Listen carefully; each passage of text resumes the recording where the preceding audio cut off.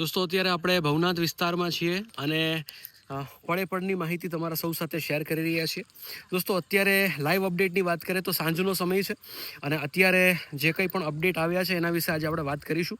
દોસ્તો અત્યારે દરેક લોકોને, જે લોકો પરિક્રમામાં આવવા માંગે છે, જે લોકો પ્લાન કરી રહ્યા છે, એ લોકોને એક જ વસ્તુ કહેવા માંગીશ કે હાલ અત્યારે કોઈપણ પ્રકારનો વરસાદ ભવનાથ વિસ્તારમાં થયો નથી અને કદાચ આવતીકાલે જો વરસાદ નહીં આવે તો કદાચ કલેક્ટર સાહેબ છે એ આદેશ આપશે કે પરિક્રમા ચાલુ થઈ કે ના થઈ. એનો લાસ્ટ આદેશ છે એ તંત્ર દ્વારા જ આપવામાં આવશે.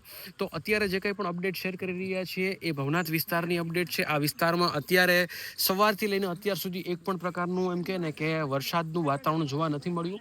વાતાવરણ કંઈક અલગ લેવલનું છે. આપણને એમ જ થાય કે આપણે ચોમાસાના વાતાવરણમાં છીએ, પણ વરસાદ આવ્યો નથી. જંગલ વિસ્તારમાં, જંગલમાં શું પરિસ્થિતિ છે એ એક્ઝેક્ટ આપણે ના કહી શકીએ, પણ અત્યારે હાલ ભવનાથ વિસ્તારમાં કોઈ પણ પ્રકારનો વરસાદ નથી. જે લોકો ગિરનાર પરિક્રમામાં પ્લાન કરી રહ્યા છે, જે લોકો અહીંયા આવવા માંગે છે, એ લોકોને હજી હું એક વસ્તુ કહેવા માંગીશ કે ભાઈ 31 તારીખ મતલબ કે આવતીકાલે હજી તમે વેઇટ કરી લો. આવતીકાલે ફાઇનલ અપડેટ આવે ત્યારબાદ જ તમે આ બાજુ આવવાનો પ્રયાસ કરજો, પ્રયાણ કરજો. તો જો એક દિવસ અગાઉ તમે આવી જશો અને કદાચ પરિક્રમા કેન્સલ થાય તો તમે હેરાન થાવ. તો પોસિબલી તારીખની વાત કરીએ તો 2 તારીખ છે, તો 2 તારીખે પરિક્રમા ચાલુ થશે, બરોબર છે. અને લાસ્ટ અપડેટ જે છે એ કલેક્ટર સાહેબનું છે.